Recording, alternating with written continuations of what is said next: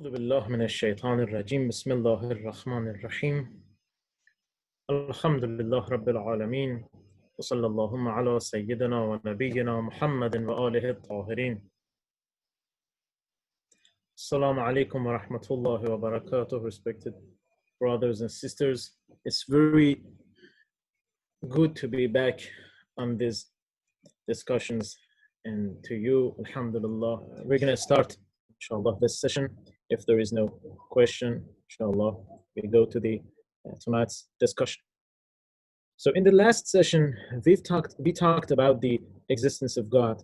And in this second chapter, we started to talk about the different worldviews and the features and the thoughts that these different worldviews offer us.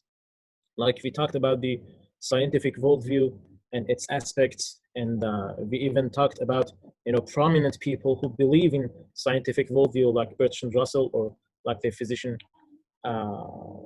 Stephen Hawking, and we talked about his book. And there we proved that the scientific worldview is not able to talk about the whole universe, is not able to talk about all questions that a human being has. So we even said that scientific worldview is unable to even prove its basic statement, the basic proposition.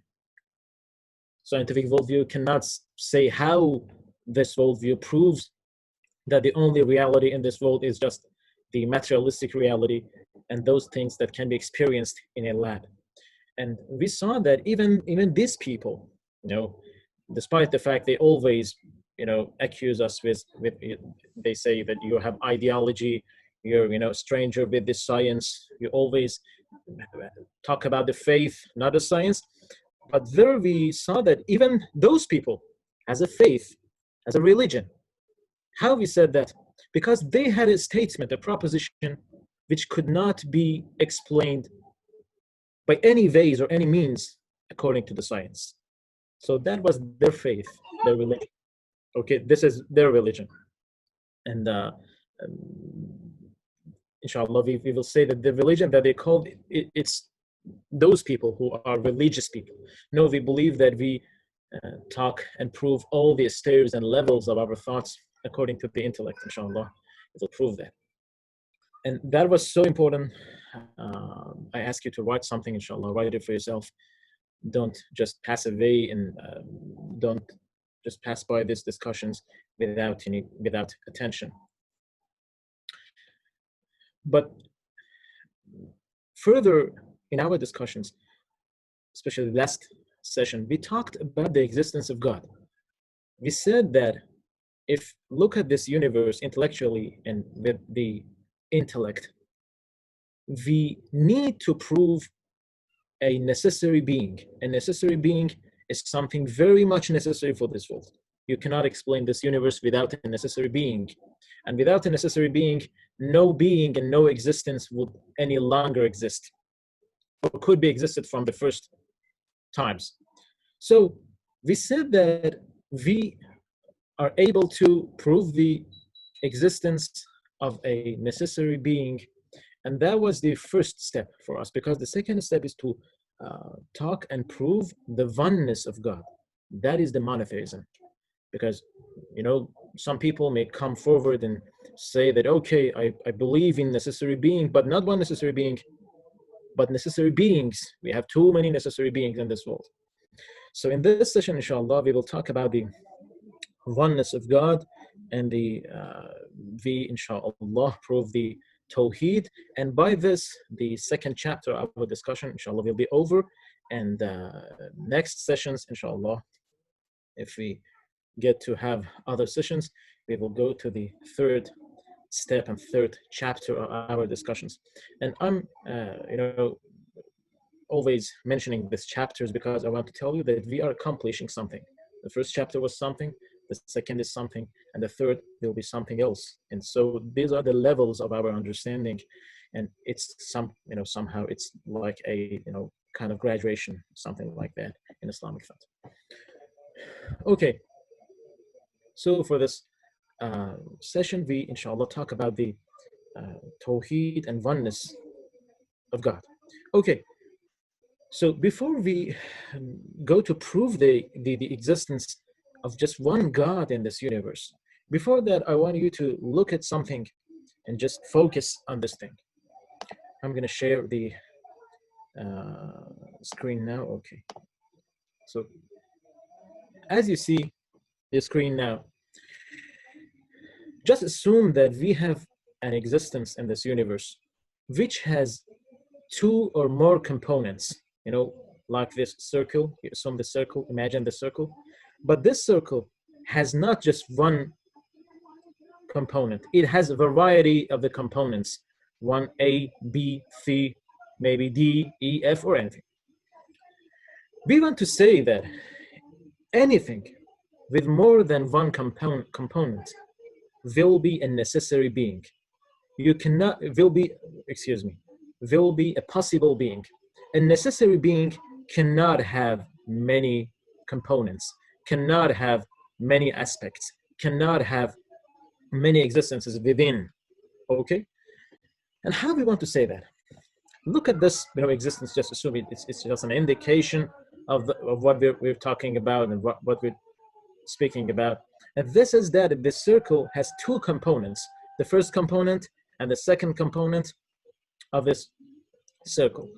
And you know that this circle that we are watching now is something that needs its components.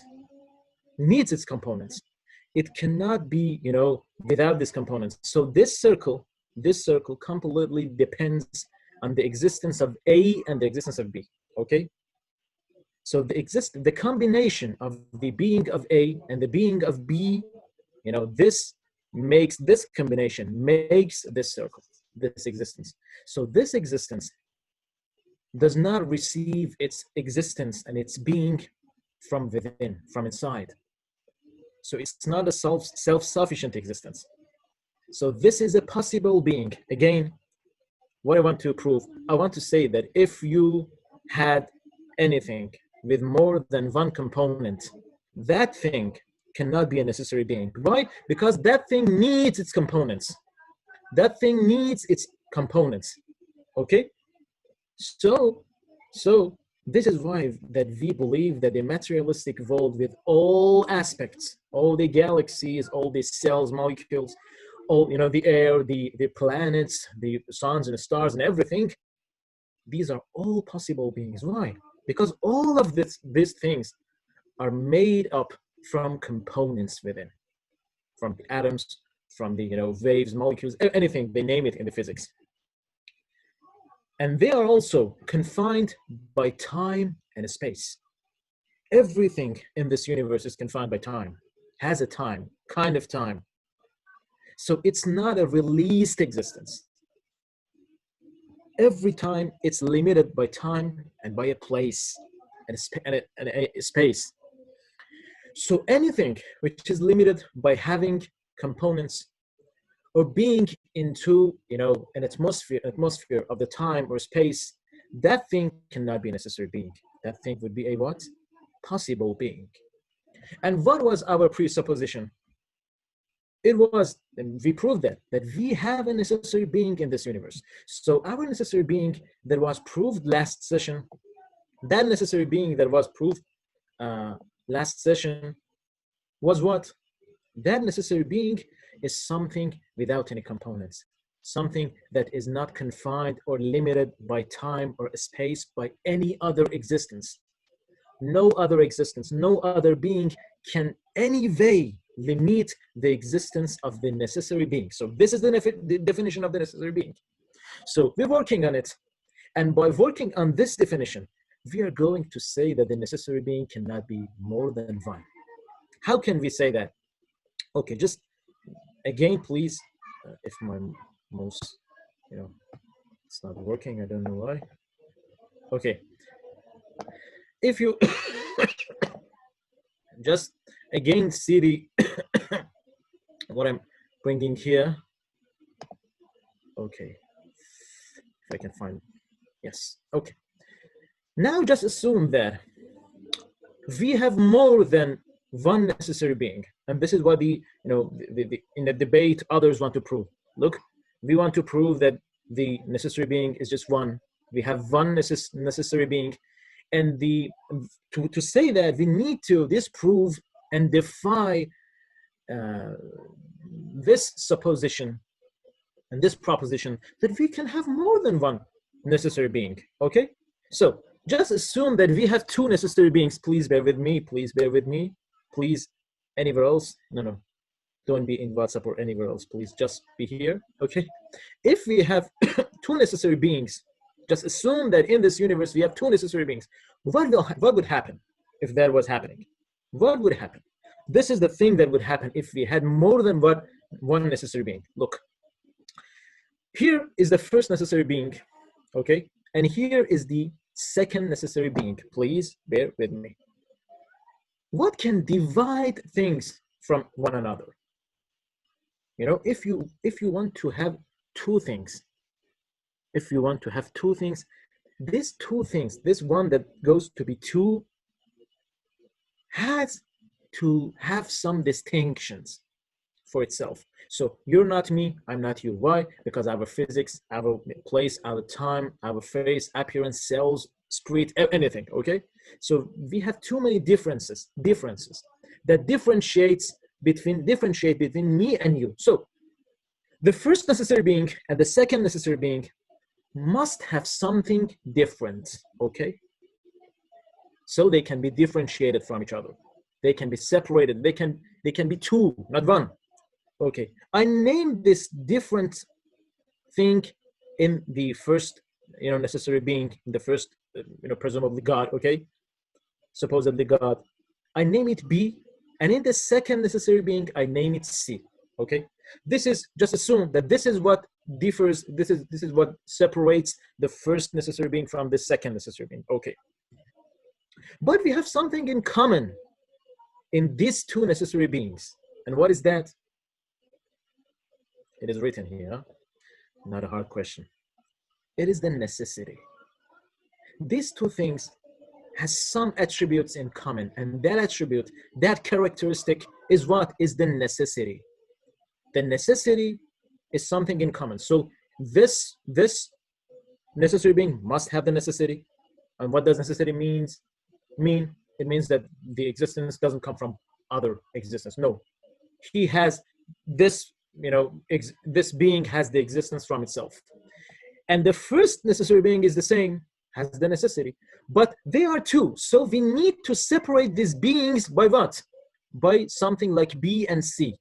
Just assume B and C. It's just imaginary. We're assuming two gods in this universe, two necessary beings, and we're going by that. And inshallah, we will see what will be the end of this kind of argument.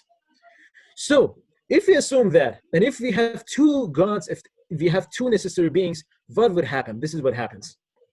Look, then we will have two necessary beings. Please bear with me. We have two necessary beings with what? You tell me. With what? Two necessary beings with what? With two what? With two components, okay? Look at the first God. It's not just a necessity. It's a necessity. It has a necessity and a B. Yes, we don't know what does B. What is B? Okay, we don't know what is B. And we don't know what is C. And we don't need to know. It's C. This C and B is just something that let us separate the first God from the second. Otherwise, we would have one God. But our assumption was what? Let's assume that we have two gods. Okay, so if we had two gods, the both gods would have components. And what we said about a being with components? What we said? Okay. It's not a necessary being. It's not a necessary being. May Allah, has His mercy on you. I don't know what would we do if we hadn't you, Sayyid. Very good. Okay. So, if we assume that we have two gods in this universe, it would mean that we have two beings as gods with components. And we said earlier, what? that any being with components is a what? Is a possible being. So it defeats our presupposition, the initial supposition, because we earlier proved what? That we have a necessary being in this universe. So if you assume that this necessary being is more than one, the conclusion and result will be what? That you have two gods, but these gods are what? Are possible beings. So you don't have any necessary being in this universe. And we, in the last session, denied this. We have a necessary being. So how can we explain that? We have a necessary being, and it's impossible to have more than one necessary being. Please bear with me. The result is that the necessary being cannot be more than one. Okay? And this is the oneness and the Tawheed. So in this universe, you cannot assume more than one necessary being. And such an assumption would lead you to believe and to get to the result that you have no necessary being in this universe. Despite the fact that we have proved that what? That necessary being does exist in this universe. So again, please now bear with me. Okay? I repeat it, and then inshallah you ask your question, okay? Very good. So let's repeat this. Please bear with me. First, this is from our last session, not from now. We proved that we have necessary being in this universe. Okay, we didn't prove that this is one necessary being, or two, or three, or four, or any, or infinitive, but we don't know. Okay, we have necessary being in this universe. In this session, what was our goal? To talk about the number of this necessary being. So we said, let's just assume that we have more than one necessary beings. Okay. Before that, these are the levels and stairs of our discussion. Please, you need to write it down. Otherwise it will, vaporized. Goes away, no doubt. So before that, we said that just assume that you have a being with components. And we said that any being with components, with more than one component, any being with this characteristic would be what? A possible being, because it needs its components, its portions, its parts. So we can't have a necessary being with components, with parts, with portions. And we said, okay, that was the first result. We have a necessary being in this universe. What was the second result? Necessary being cannot have any component. So we said, let's go. Let's assume that we have more than one God in this universe. Let's assume that we have more than one necessary being in this universe. What would happen? I said, if we want to differentiate two things, separate two things, these two things have to have some distinctions. So it can be two without any distinction. There will be one. There will be no two. There will be no two. Two, and the numbers come from the differences. Okay? So we needed to separate the first God, assumed God. We just assumed God. First God from the second God with some characteristic, some distinction inside. We named it this B, and the second, what? C. I am sharing this screen again. So yes, this was B and C. Why we needed to have B and C? To differentiate it into these two gods, to say we have two gods, okay. But we had something in common, between these two gods. What was that? Well, it was a necessity.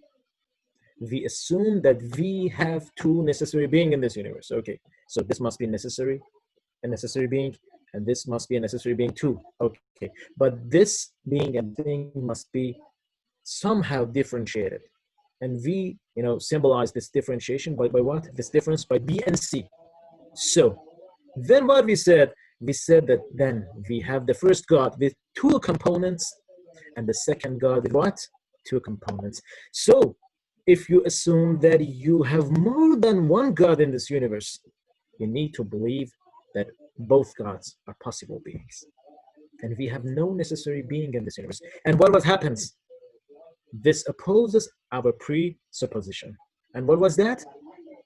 The existence of a necessary being in this universe. And this is an argument of Tawheed for now, and the oneness of God and monotheism. Okay, so by this argument, we prove that we cannot have we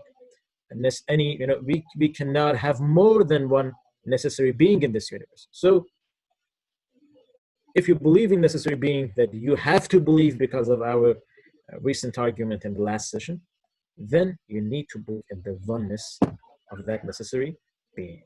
Okay, say it. You can ask a question.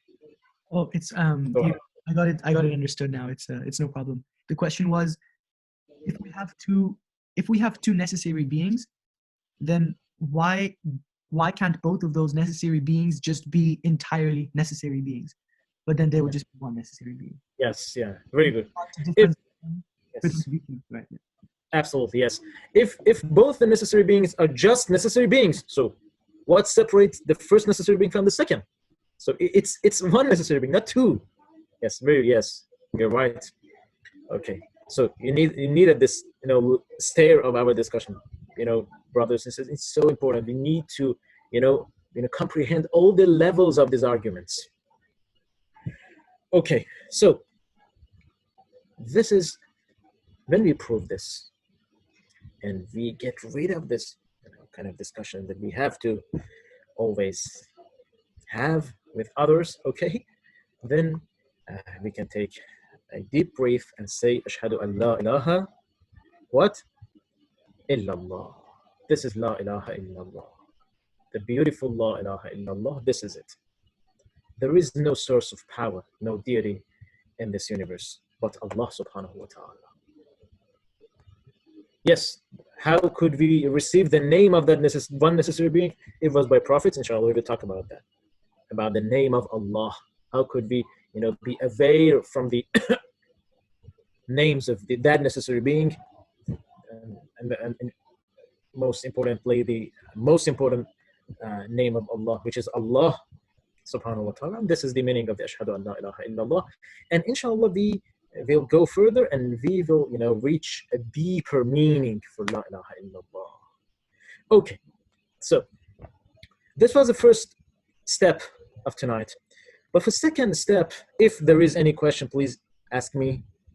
Don't hesitate. It's important. Any kind of question here. If you didn't get it, if you have any refutal, you want to oppose anything, please just here you can discuss it. So, sorry. The second step that we're going to take tonight is to talk. Now, we, prove the existence of God, the existence of a necessary being, and I'm going further, and I want to go deeper in the Islamic thoughts and present something more valuable in the Islamic thoughts by Mullah Sadra, inshallah. Very beautiful. And then, inshallah, it will be the last session of this chapter. Okay. The argument that we raised last session was based on the philosophy of Abu Ali Sina, the great Islamic philosopher. They, many Western philosophers, especially in the medieval age, were highly influenced by Abu Ali, not just in the philosophy, but in many empirical sciences in the West. And we're not now. We don't have time to talk about that, about the many physics and many things like that. But for now, look, I'm again sharing this screen. So there, what we said that look at this possible being. Please, our last, the last discussion is over. Okay, it's a new discussion. Bear with me. Please be here. That is over. Okay, the oneness of God, the existence of a necessary being is over. We're just, going deeper, and we want to dig for a deeper understanding on the relation between the creator and the creation. Okay, So for that, we're going to compare the argument of Mullah Sadra with the argument of Abu Ali Sina. Okay? What we talked last session was this. We said we have a possible being, and then we need a necessary being, and there is a connection between this necessary being and this possible being, and this necessary being fills this possible being with what? With the existence.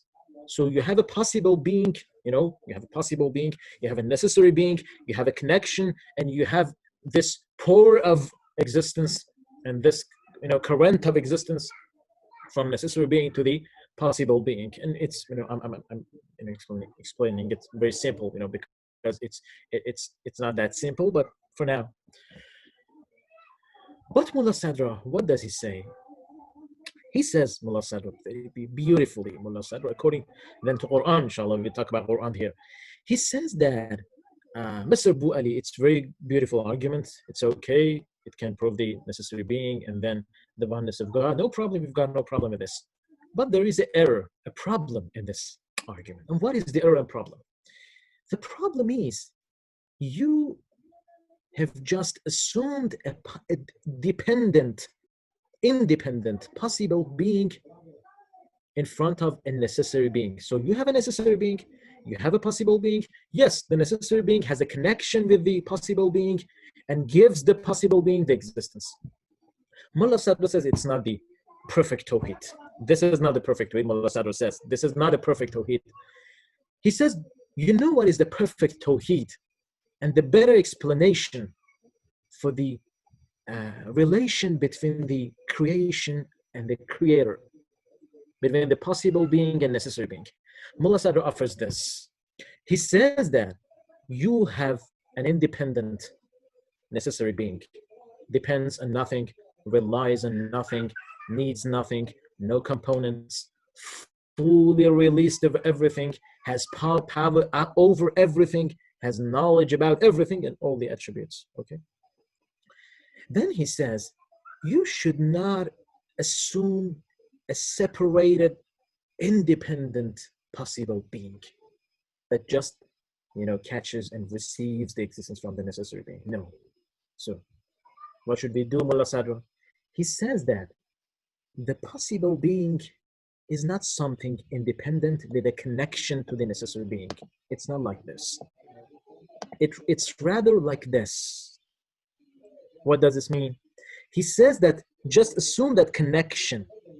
The possible being is the same connection. It has no independency. No independency.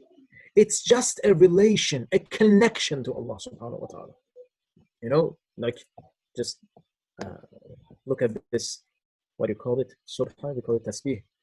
I don't know. Look at this.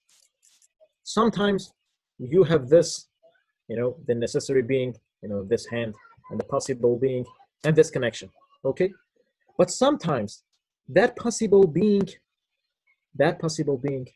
is the same connection. So it all relies on this hand. It has nothing, and just, it's just a resemblance, it is independent. We're talking about the reality in this universe. And it's just, I want to, focus on that and, make your minds closer to what I'm going to talk. He says, this is the necessary being, and this is the possible being. So possible being in its whole existence depends on the necessary being. So if necessary being just leaves it, it goes, it vaporized, it will be destroyed and demolished, and nothing will be left from it. So we don't have two beings that, the first just gives the existence to the second. No, there is no second being. This is just a connection. So the only real being, real independent being in this universe is what? Is the necessary being. The necessary being is the only real independent being in this universe, which is Allah subhanahu wa ta'ala. And everything is just a connection to Allah. They are all reflections of Allah. And I know these words maybe some, complicated. It's it needs further explanations. I'm just introducing to you the theory of the Mullah Sadr. So Mullah Sadr, what does he say? He says that so everything in this universe, the whole universe, all together is just one connection to Allah subhanahu wa ta'ala. So you don't have many things, separated things. No. Everything in its existence fully depends on Allah, relies on Allah, goes back to Allah, begins with Allah subhanahu wa ta'ala. Everything is a reflection of Allah. And Allah subhanahu wa ta'ala is the only independent existence in this universe. This is what Mullah Sadr says. And it has an argument, and we don't have time, and it's not our level for now, inshallah. It has a presupposition called the Asalat al-Wujud. Inshallah, we will study that in the Islamic philosophy, and maybe some of you would reach that level to study that, and maybe our sessions reach that level that we have to prove that kind of the worldview, inshallah. So, in this session, we talked about the attributes of possible being and necessary being. And we said that necessary being cannot have any component. Then we said that if we believe that we have a necessary being, then we have to believe intellectually, by intellect, we have to believe that that necessary being is one and is not more than one. And then we wanted to have a deeper understanding of Islamic worldview according to Mullah Sadr. So, before we end the session, I want you to return again to what we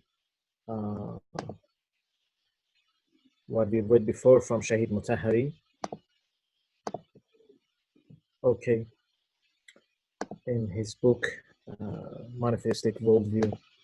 There we talked about the monotheistic conception of the world, if you remember. And then we talked about the Islamic conception of the world, and we recited these verses of Quran. And again, after proving the existence of God, now we can freely refer again to his book, and now we know what he says. Okay? So from here, okay, monotheistic conception, please bear with me, means the realization of the fact that the world has come out of a wise will, and that its system is founded on mercy, munificence, and all that is good. It aims at leading the existing things to perfection, benefiting them. Monotheistic conception means that the world is mono-axis, please, and mono-orbits. So you have just one axis and orbit in this world. Very beautiful. It means that the world is from Allah and returns to Allah. And please bear with me.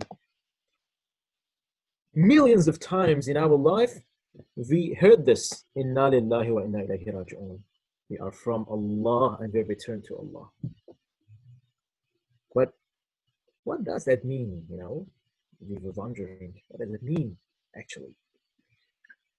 Now with the argument of Mullah Sadr, we can say yes, gradually we're understanding something. That everything is from Allah, is a reflection of Allah, and goes back to Allah, because there is no other way, no other thing in this universe. The only independent existence in this universe is the existence of Allah subhanahu wa ta'ala. So everything must go back to Allah subhanahu wa ta'ala. And this is the result of the argument of Mullah Sadr, and he dissected this from Quran, inshallah. Now we recite the verses of Quran. So inna lillahi wa inna ilayhi raji'un means this. So let's continue. All the existing things of the world are harmonious, and their evolution proceeds towards the same center. And what is the same center? It's God, at the source of the existence of this universe, Allah subhanahu wa ta'ala. Nothing has been created in vain and without having a purpose. This, inshallah, will be proved in further discussions. The world is being managed under a series of definite systems known as divine law. Among the existing things man enjoys as special, and let's escape this. Monotheistic conception of the world is supported by logic. By logic. It's not just something, some superstition thing. No. We prove this by intellect. Yes, you bring your argument, please. If you want to deny the existence of God. Okay. Science and sound arguments. Science supported by logic. Science and sound arguments. Every particle of the world is a sign of the existence of an all-wise and all-knowing Allah. Look at this. Is a sign. Why he says it's a sign? Now you tell me. Varma, please, okay? Why he says all are the signs, according to Mullah Sadra? Why he says that? Everything is a sign. Is it because if there's anything that exists... I don't want Ahfad for now. Sorry, say that. What? Others, okay. You're sacrificing yourself. We need you. You can write. What does sign mean here? Please. If others are with us now, yes, start writing something.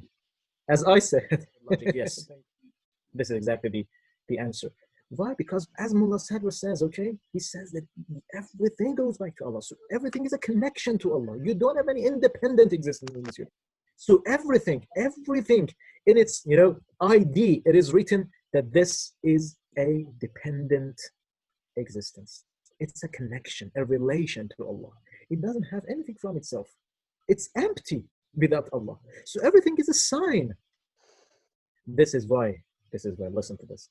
This is why then Allah says, Man arafa nafsah faqad arafa rabbah. So for the next session, inshallah, write something on that for me. How man arafa nafsah, whoever knows himself, he knows the Allah subhanahu wa ta'ala. So there is an equivalence between the knowing yourself and knowing Allah subhanahu wa ta'ala. That is the result of that thing. Okay? That is so beautiful, so beautiful. So if you find yourself deep down, then you find Allah subhanahu wa ta'ala. Because if you find yourself, you see that there's nothing but Allah. This is a connection to Allah. It's a connection to Allah subhanahu wa ta'ala. Okay?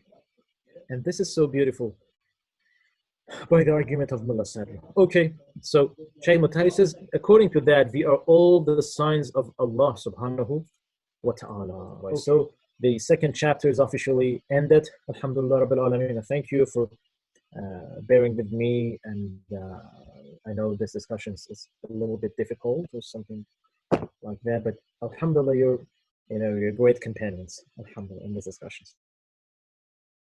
Alhamdulillah Rabbil Alameen. And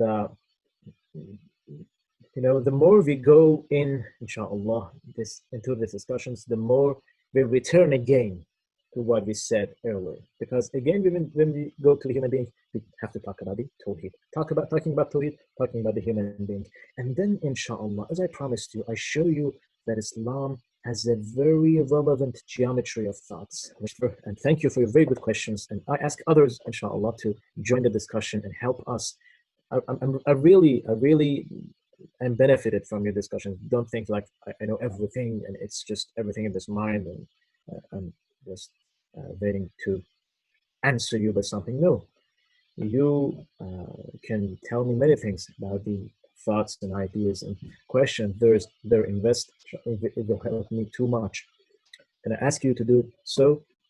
And in further sessions, inshallah, we will talk about this more. So the second chapter of our discussions is finished. Alhamdulillah Rabbil Alameen. Assalamu alaikum wa rahmatullahi wa barakatuh.